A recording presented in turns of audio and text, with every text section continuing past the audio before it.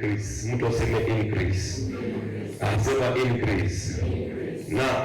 Na uhakika ni kwamba Bwana anaachilia uongezeko katika maisha yetu. The Lord is releasing increase in our life by faith. And our subject is preparing for increase. Preparing for increase. And I will say preparing for increase. Preparing for what? For increase. One thing that you need to understand, God will not give you something that you are not prepared for. He prepares somebody before he gives that person an assignment.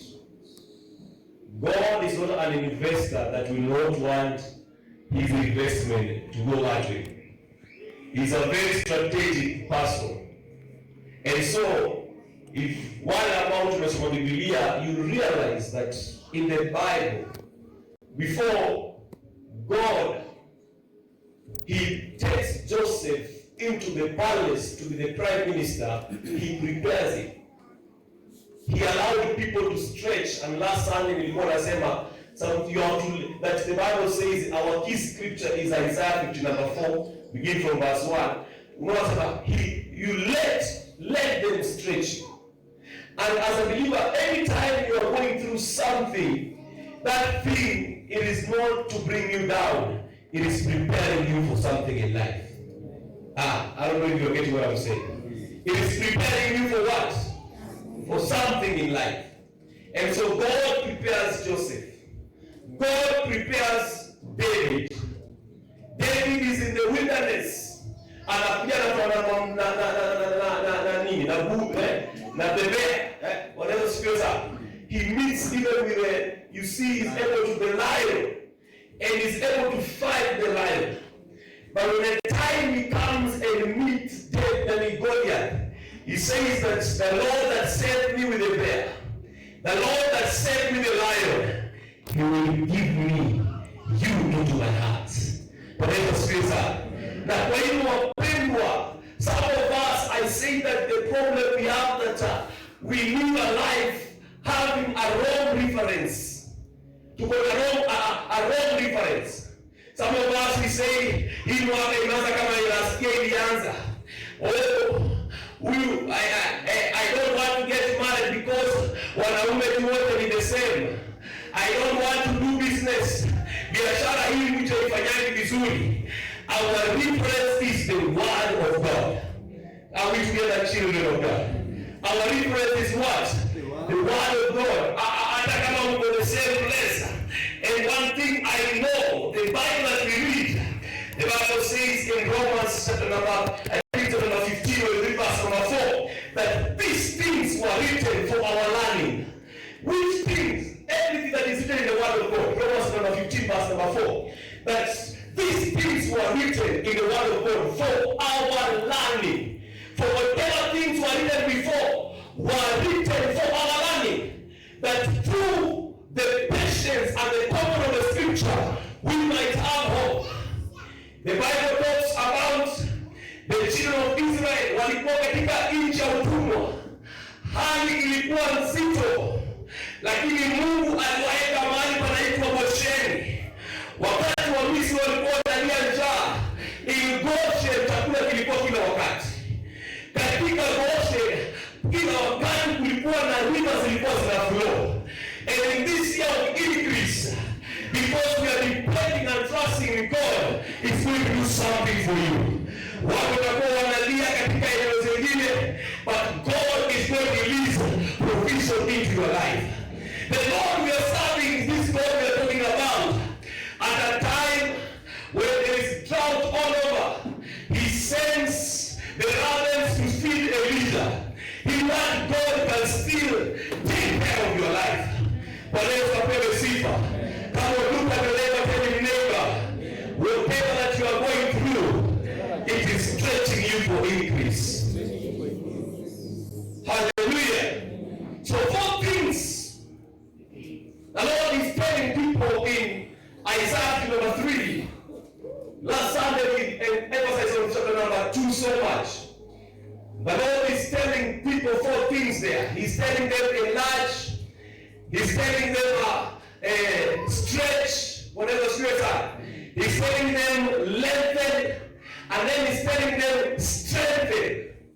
In chapter number 2, in verse number 2, that enlarge, he tells them stretch out, and anawaambia lengthen, and then anawaambia do what? Strengthen. Wanaweza siwe sana. And so every time God tells you to increase, every time Mungu anakuambia uongezeke katika maisha, it is wrong timing. Na wakati anaambia wana wa Israeli hapa katika Isaiah, it was a wrong timing. Somebody say a wrong timing. Every time God tells you to do something, in verse 1, you look at the people that God is telling them to enlarge. Anaambia watu gani? Anaambia, oh you barren, sing oh barren, oh God God. Anaambia break forth into singing. Mama mwenye ana mtoto, Mungu anamwambia wewe imba. Every time God tells you to do something for increase, it is always on wrong timing. In our own eyes, we may see as a wrong timing. Praise the Lord. Pigia ujamaa makofi. Now somebody help you too. Hallelujah. It is sometimes a wrong word. Kama Luka tunaiba. Hata hii mwaka ya increase. Unaweza kuwa ni wrong timing in your life. Wengine mnaweza kuwa mko na loan kubwa. Unasema wewe unaangalia kutunge loan ya increase ile hizi. Unasikiliza? It's sometimes wrong time because these people anasema you are not labored with child, for more are the children of the desolate than the children of the married woman, says the Lord. I want you to get the context of this verse.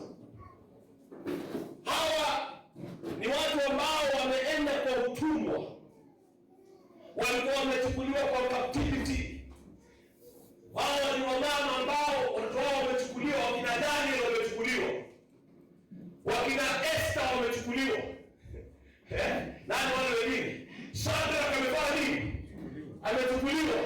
Abednego amefanya nini? Ameenda. They wamebaki namna hiyo. But God goes in verse number 2 anawaambia fanya nini? Enlarge the place of your tent. This morning our focus is on verse number 3. Niwaambia na Mungu ananisaidia sana jaribu kuwa line by line. So I'll preach verse number 3 and I'm done. Are you ready for verse number 3? Are you ready to see what God is saying here? He says, for you shall expand to the right. Hallelujah. And to the left.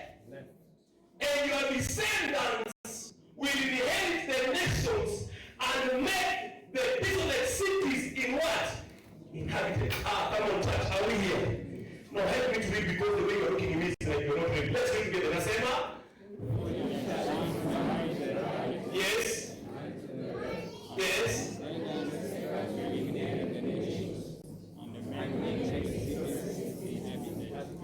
Hallelujah. And so there are 3 promises that we are seeing there. Promise number 1 that God anatuambia pale, nikumbuka our basis of scriptures that these things were written for our learning. They were written for what? That through them that we may obtain hope. Hallelujah. Na kwa hivyo kuna promise ya kwanza, wale ambao unaweza ona promise ya kwanza ni you shall do what? Expand. You shall do what? You see, expand. Katika maneno mengine Waebrania niwaambia kwamba the Hebrew language it is perez. It is breakthrough. Ni kupenya, upenyezo. Wale sio sana. And when you're expounding, 2 things happen.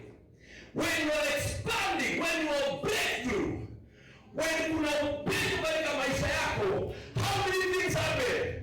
2. Somebody say 2. Number 1, there is stepping out. There is stepping out. In one is breaking from restriction. And this 2026, we are stepping out in the name of Jesus. We are breaking out from limitation. Hallelujah. We are breaking out from restriction. Whatever that is restricting you, ya kwamba watu kwa hii mtu wa Vihiga County hawezi fanya biashara na milioni. We are coming out. We are stepping out. We will try to do contract under the 1 million. Come on, somebody say we are stepping out. Somebody say we are stepping out. There are some people here because they are teachers. They want to teach Alpha and Omega. Yani miaka yao yote ni family. Kufundisha. I'm speaking to you as a child of God. This is a year of stepping out. Get out of restriction. You are not born to die a teacher. You are not born to die just like a hustler. Some of you are going to get more investment because it's a time to step out. Somebody say step out. Somebody say step out. And you see, you are getting out of restriction. Oh, hii biashara ni ya Wahindi peke yake. Wanaweza sio sana. Hii biashara ni ya nini? Ya Wahindi peke yake. Vitu gani wanasemanga restriction? Oh, ufani sijui ya watu fulani peke yake. Jaribu kusoma kama mweusia kama ule symbol boy kijana. Hakuna hata historia yake lakini anasema mimi ni area MC, I'm fighting for what? Nobody will stop you. Hallelujah. Can I tell you something? The only person that is stopping you is you. Some of us, we are great men in this land, but we are stopping ourselves. Last Sunday, as a young person who was below 50, you don't need to sleep like you sleep the whole night, you sleep the whole day. It is a time for you to step out. Kwa nini unafikiria utawaambia pokeni manyumba? Manyumba sikuji mpaka step out. Watu wanaweza sio sana.